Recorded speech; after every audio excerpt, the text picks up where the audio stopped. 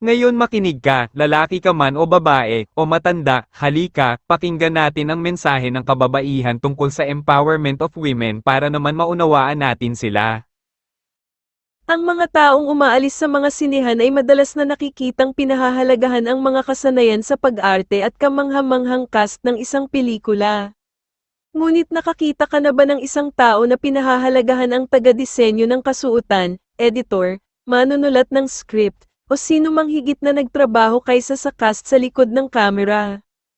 Ito ang nararamdaman ng isang babae sa araw-araw, pagkatapos mag-asikaso sa bahay, mga bata at maging sa pamamahala ng mga pang-araw-araw na gawain.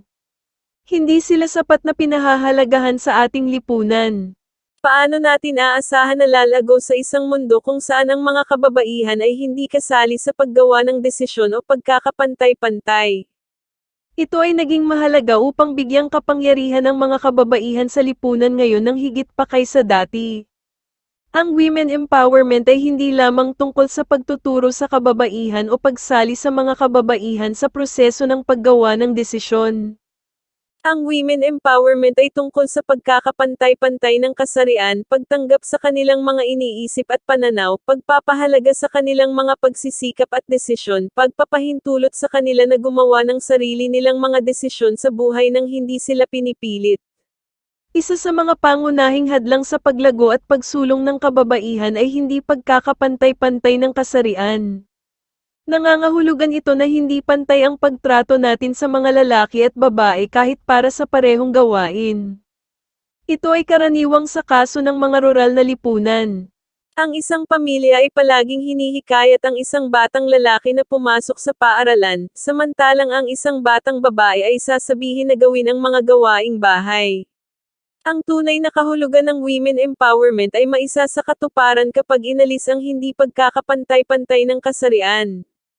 Dapat tayong magbigay ng pantay na pagkakataon, sweldo, at paggalang sa kababaihan tulad ng ginagawa natin sa mga lalaki.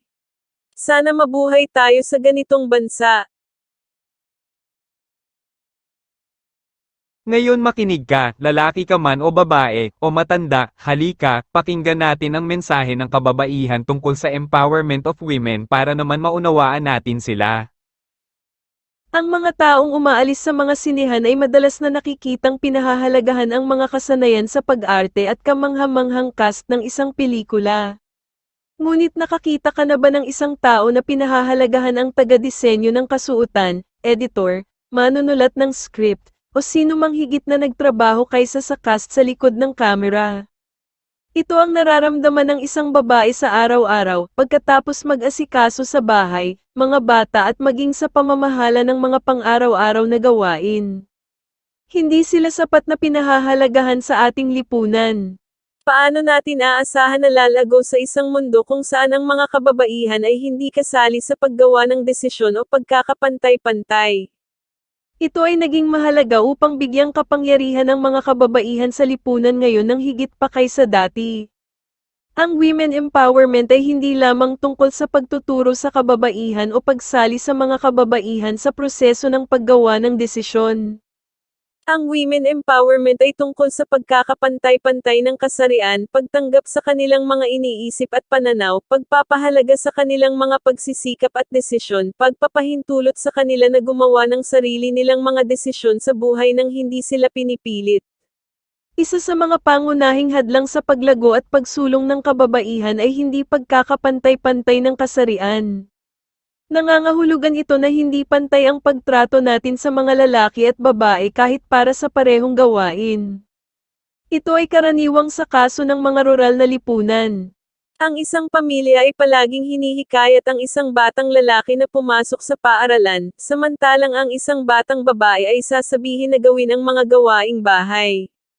Ang tunay na kahulugan ng women empowerment ay maisa sa katuparan kapag inalis ang hindi pagkakapantay-pantay ng kasarian. Dapat tayong magbigay ng pantay na pagkakataon, sweldo, at paggalang sa kababaihan tulad ng ginagawa natin sa mga lalaki. Sana mabuhay tayo sa ganitong bansa.